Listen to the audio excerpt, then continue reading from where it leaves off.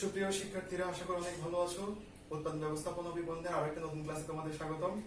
আজকে আমাদের আলোচ্য বিষয়, গত ক্লাসে আমরা একটা চ্যাপ্টার নিয়ে আলোচনা করছিলাম, সেটা হচ্ছে উৎপাদন ব্যবস্থাপনা ও বিপণনের প্রথম পত্রের প্রথম অধ্যায় উৎপাদন নিয়ে। আমরা বেশ কয়েকটা ক্লাস এই অধ্যায়ের উপর সমাপ্ত করেছি। তো আজকে আমরা আলোচনা করব উৎপাদনের বিভিন্ন খাত নিয়ে।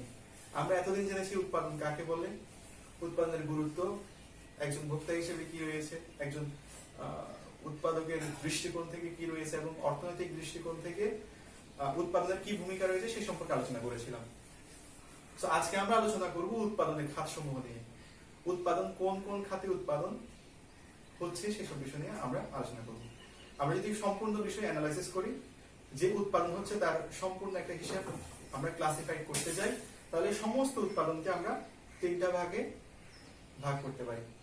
যার প্রথমটা হচ্ছে কৃষি খাত, দ্বিতীয়টা হচ্ছে শিল্প খাত, আর সর্বশেষ হচ্ছে সেবা খাত।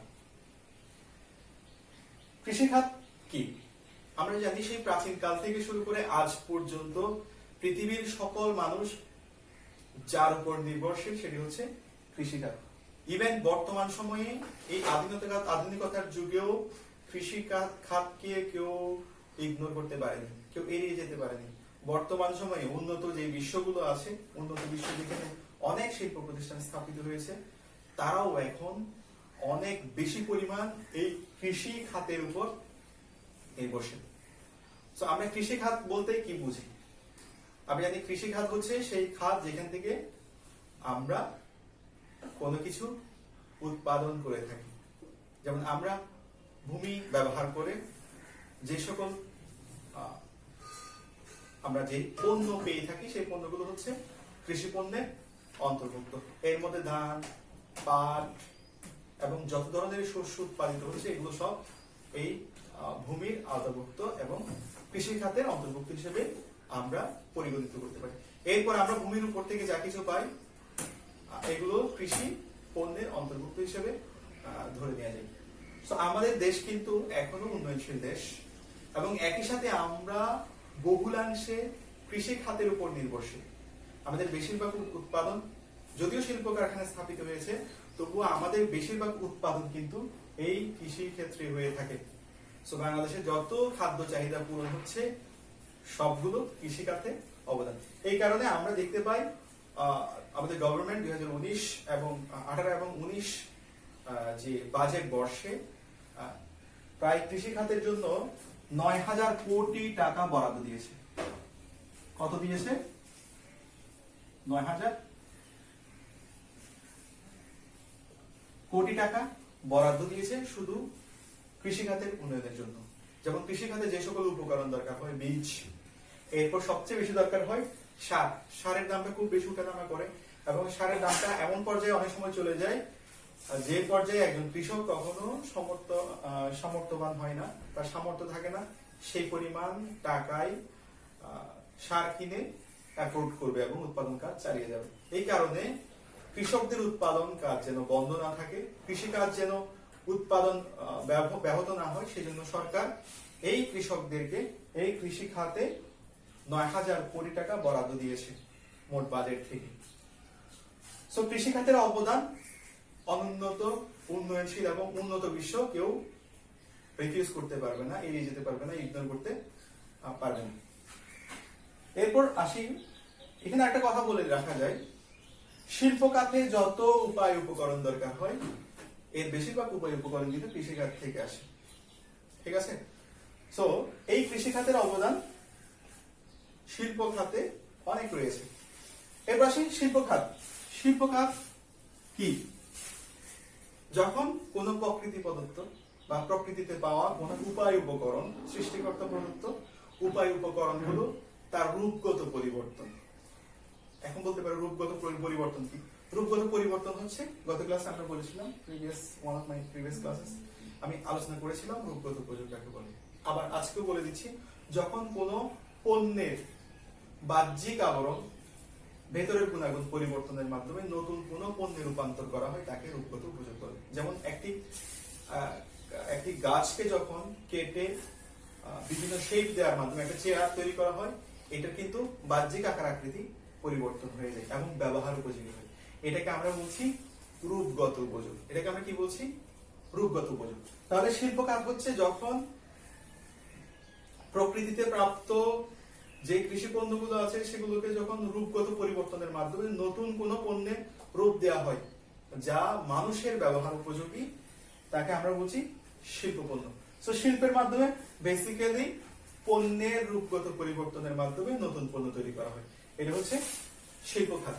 আমরা জানি শিল্প খাত বা শিল্প বিপ্লব শুরু হয় 1730 সালে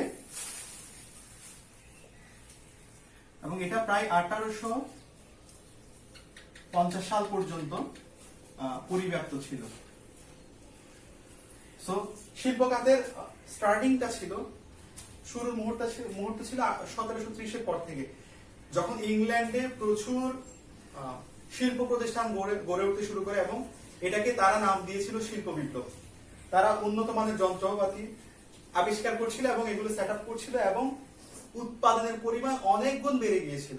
কৃষিখাতে যেখানে যে পণ্যগুলো পাচ্ছি সেগুলো মানুষ ম্যানমেড, হ্যান্ডমেড, হাত দিয়ে যত কিছু তৈরি করা যায়, কিন্তু দেখা যাচ্ছে একটা মানুষ 1 বছর কাজ করে যে পরিমাণ উৎপাদন করত, এখন শিল্প খাতে ঠিক কয়েক মুহূর্তের মধ্যে তার চেয়ে বেশি পরিমাণ উৎপাদন করা সম্ভব হচ্ছে। সো দেখা যায় 1730 থেকে 1850 সাল ইংল্যান্ডে একটি নতুন চমক এসে হাজির হয়, সেটা হচ্ছে শিল্প বিপ্লব। এই বিপ্লবের মাধ্যমে তাদের পুরো দেশের সার্বিক অবস্থার পরিবর্তন হয়ে যায়, তাদের উন্নয়ন অপ্রতিরোধ্য গতিতে চলতে থাকে। সো এই সময়ের মধ্যে তারা শিল্প কারখানা স্থাপন করে এবং কৃষি পণ্যগুলো বিভিন্ন রূপে রূপান্তরিত করে, নতুন নতুন পণ্য তৈরি করে এবং সারা পৃথিবীতে তারা সেই পণ্যগুলো সাপ্লাই দেওয়া শুরু করে। তাই এই শিল্প খাতকে আমি উৎপাদন খাতের একটি অন্যতম খাত হিসেবে বর্তমানে চিহ্নিত করা যায়, কারণ সারা পৃথিবীতে আজকে এই শিল্প প্রতিষ্ঠানগুলো স্থাপিত হচ্ছে, শিল্প কারখানায় যন্ত্রপাতি স্থাপিত হচ্ছে এবং অনেক বেশি পরিমাণ উৎপাদন করা সম্ভব হচ্ছে। একটা সময় বিস্কিট তৈরিতে, হ্যান্ডমেড যে বিস্কিট তৈরি করতে হতো, যদি 10 জন মানুষ সারাদিন মিলে 100 প্যাকেট তৈরি করতে পারতো, এখন ওই 10 জন মানুষ মেশিন ব্যবহার করে দিন শেষে প্রায় 1 লক্ষের উপরেও বিস্কিট তৈরি করতে পারছে, প্যাকেট তৈরি করতে পারছে। সো আমরা দেখতে পাচ্ছি এই শিল্প খাত, শিল্প প্রতিষ্ঠান স্থাপন হওয়ার পর থেকেই, শিল্পের যন্ত্রপাতি তৈরি হওয়ার পর থেকেই হঠাৎ করে উৎপাদনের পরিমাণ হাজার এমনকি লক্ষ গুণ বেড়ে গেছে। তাই শিল্প খাতকে আমরা একটি অন্যতম খাত হিসেবে চিহ্নিত করতে পারি। 1819 যে বাজেট বর্ষ আছে, সেই বাজেট বর্ষের জিডিপির যে হিসাবটা পাওয়া গেছে, জিডিপিতে শিল্প খাতের অবদান আমাদের বাংলাদেশে ছিল 35.34%। আমরা চিন্তা করতে পারি যে আমাদের জিডিপির একটা বিশাল অংশ কিন্তু এই শিল্প খাত থেকে আমরা পেয়ে থাকি।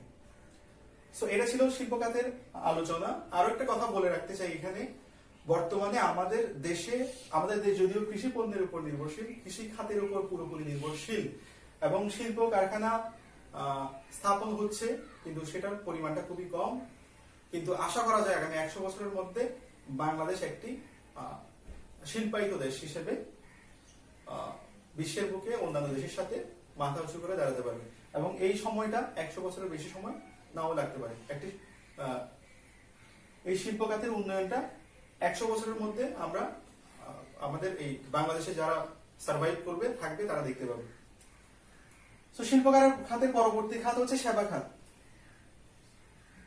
আচ্ছা, সেবাটা কি? সেবা সম্পর্কে একটু জেনে নেই।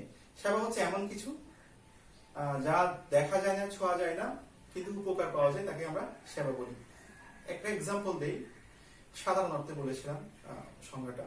এটা এক্সাম্পল দিলে তোমার কাছে ক্লিয়ার হবে। যখন আমরা কোনো ডাক্তারের কাছে যাই, তখন ডাক্তারের কাছে আমরা কি পাই? পরামর্শ পাই, ঠিক আছে? সো আমরা ডাক্তারের কাছে গেলাম, তাকে ফি দিলাম এবং তার কাছ থেকে কিছু পরামর্শ নিয়ে ফিরে আসলাম। এখন পরামর্শটা কোথায় নিলাম? এটাকে ধরা যায়, ছোঁয়া যায়, এটাকে ক্যারি করা যায়? যায় না। তাহলে আমরা বুঝতে পারছি আমরা যে সব সুযোগ সুবিধা পেয়ে থাকি, যা ধরা যায় না, ছোঁয়া যায় না, কিন্তু আমাদের উপকার সাধন করে, তাকে আমরা সেবা বলে থাকি। তো সেবা খাতের কথা বলতে গেলে আর একটা বিষয় বলতে হয়, বাংলাদেশের মানুষ কিন্তু আগের চেয়ে অনেক বেশি উৎপাদন ইনকাম করছে, মানুষের আয় অনেক গুণ বেড়ে গেছে। আগে মানুষ যেখানে সার্ভাইভ করার জন্য, তার মৌলিক চাহিদাগুলো পূরণ করার জন্য, বেসিক খাদ্য, বস্ত্র, বাসস্থান পূরণ করার জন্য যেখানে হিমশিম খেত, মানুষের এখন সারপ্লাস আছে মানুষের হাতে। তাই মানুষ এখন এর বাইরেও আরো কিছু চাই, তাই হচ্ছে বিনোদন। সো বাংলাদেশে এখন তুমি বড় বড় শহরগুলোতে গেলে দেখতে পাবে যে এই শহরগুলোতে বড় বড় বিনোদন কেন্দ্র প্রতিষ্ঠিত হয়েছে মানুষের বিনোদনের জন্য। সো আমরা বুঝতে পারছি বিনোদন কেন্দ্রে গিয়ে মানুষ কোনো কিছু পায় না, যেটা ফিজিক্যাল কোনো কিছু পায় না, যেটা ক্যারি করে আনা যায়, ছোঁয়া যায়, ধরা যায়, কিন্তু তারা এখানে এন্টারটেইনমেন্ট করতে পারে, বিনোদন করতে পারে, বা তারা উপভোগ করতে পারে।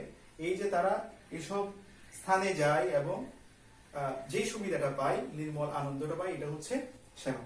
সো বর্তমানে বাংলাদেশের যেহেতু মানুষের আয় বেড়ে গেছে, ইনকাম বেড়ে গেছে এবং তারা অধিক বিনোদনমুখী হচ্ছে, তাই বলা যায় সেবা খাত একটি এটা রাইজিং খাত হিসেবে আমরা কি করতে পারি, চিহ্নিত করতে পারি। একই সাথে আমরা যখন হসপিটালে যাই, বাংলাদেশে কিন্তু উন্নত মানের হসপিটাল তৈরি হচ্ছে, যেখানে আমরা উন্নত মানের সেবা পেয়ে থাকি। একইভাবে অনেক শিক্ষা প্রতিষ্ঠান আছে, তোমাদের অনেক সার্ভিস দিচ্ছে ভালো, এই শিক্ষা প্রতিষ্ঠানগুলোকে আমরা সেবা খাত হিসেবে উল্লেখ করতে পারি। ঠিক আছে, আজকে এই পর্যন্ত থাকলো। পরবর্তী ক্লাসে আরো একটা নতুন বিষয় নিয়ে তোমাদের সামনে হাজির হবো। সে পর্যন্ত সবাই অনেক ভালো থাকো।